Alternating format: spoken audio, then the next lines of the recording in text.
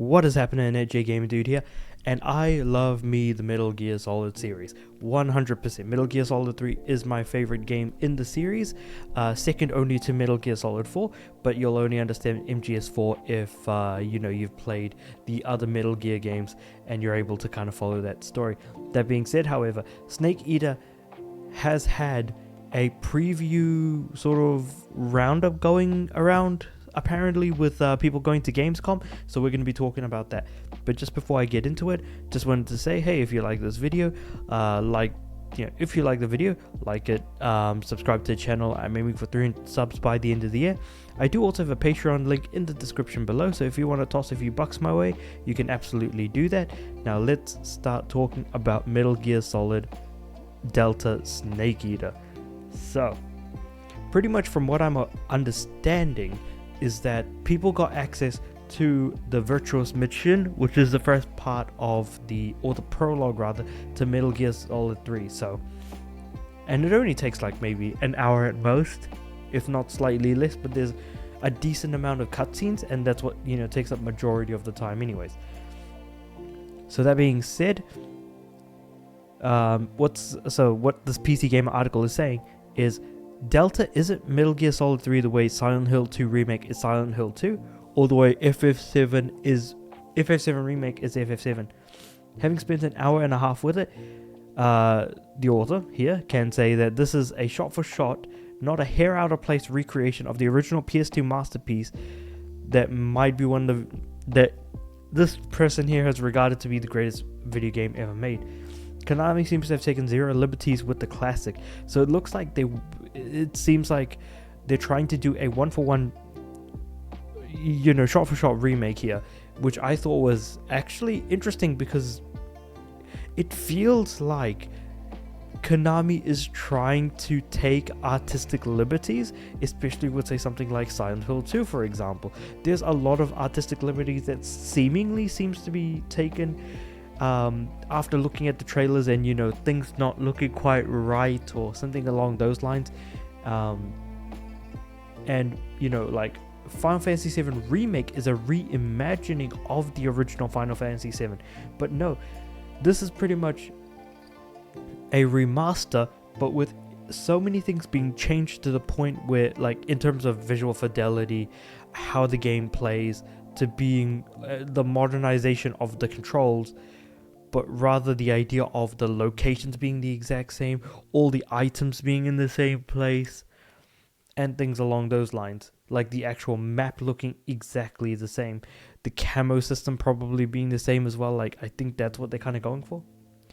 So close your eyes and imagine Metal Gear Solid 3 in scintillating Unreal Engine 5, and you're 95% of the way to experiencing what I saw in my hands-on, or in this guy's hands-on demo. So that's actually quite interesting.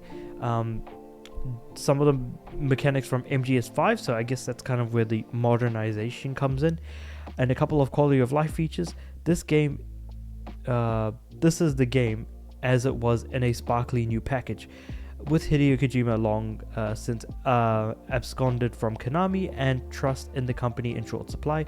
I think that's exactly what fans are looking for. What's the value of a remake that hews so single-mindedly to the original? And I mean, I guess that's kind of the idea of a remake, because people also use the word reimagining, so any element could really be changed idealistically, but this is, again, just fascinating to hear that, like, they're trying to really, stick to the original as best as they can. And that's not something that I would have honestly expected. In fact, because Konami is behind it, I feel like a lot of people, including myself, would quite easily be kind of a little bit concerned that because Konami is involved, something is, bound to go wrong. Especially when we look at, say, something like Contra Rogue Corp or Metal Gear Survive, or the fact that Silent Hill 2 Remake just seemed a little bit off compared to the original Silent Hill 2, and how it really does feel like something's just not quite right.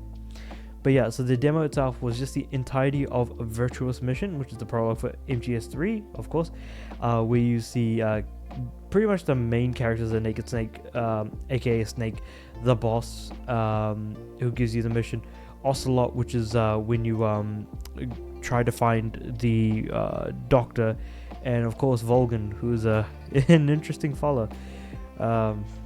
I won't say too much about that if you haven't played Metal Gear Solid 3, but I do highly recommend it.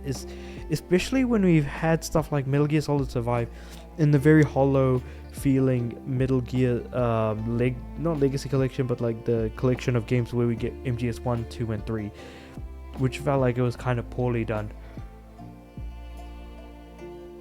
This, however, feels like, from the way it's described in this PC Gamer article, it does definitely feel like they've really tried to add something.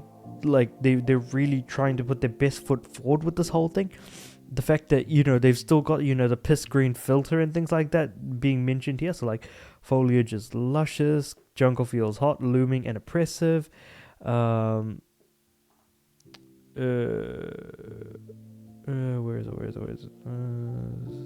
Yeah, the yellowy piss filter.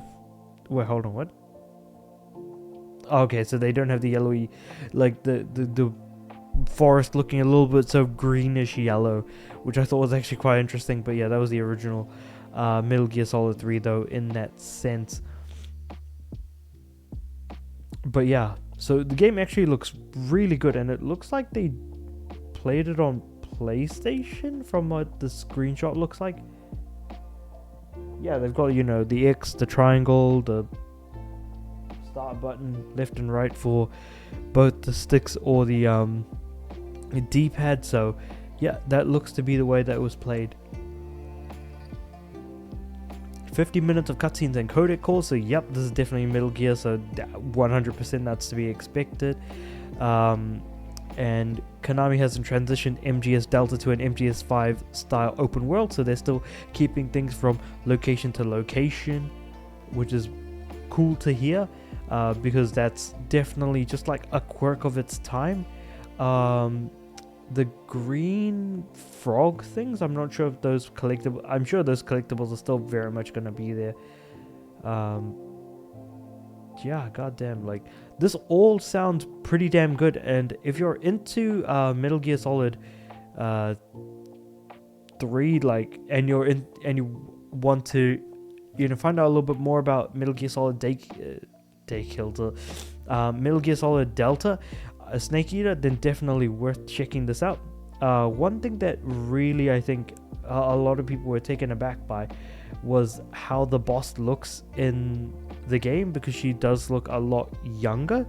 That being said, I'm not too sure if that look is gonna, you know, rub people the wrong way or anything, but as I just kind of hope that the gameplay feels smooth and solid to play, that the camo system is very much intact as well, that it makes good use of that.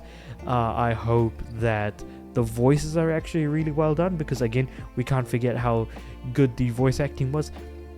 And I think probably the most important thing for me personally is how that ending hits. After the final boss, I want to cry. And I want this game to make me feel that way. So I'm kind of looking forward to seeing how this whole thing is going to play out. But, you know, we won't really know until the game releases. And we get our hands on the sticks and we play through it ourselves. So will I be crying a river by the end? That is what I'm hoping for, as much as I did with the original. But let me know what you guys think about all of this in the comments below. Like the video if you liked it. Subscribe to the channel. I'm aiming for 300 subs by the end of the year. I do have a Patreon link in the description below, so you can toss a few bucks my way if you feel like I deserve it. And with all of that being said, I do upload every day, so I'll see you guys tomorrow.